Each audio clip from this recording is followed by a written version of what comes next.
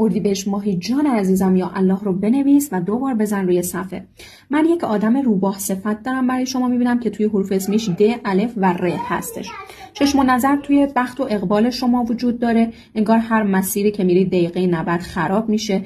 2 تا ازدواج موفقیت آمیز برای اطرافیانتون. چشم توی زندگیتون هست که تا یک وعده دیگه از زندگیتون خراب از بین میره.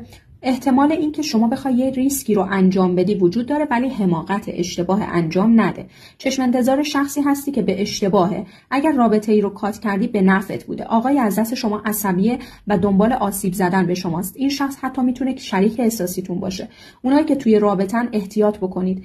به احتمال زیاد وجود یک رقیب یا مزاحمی که بخواد رابطه رو خراب بکنه از روی حسادت وجود داره.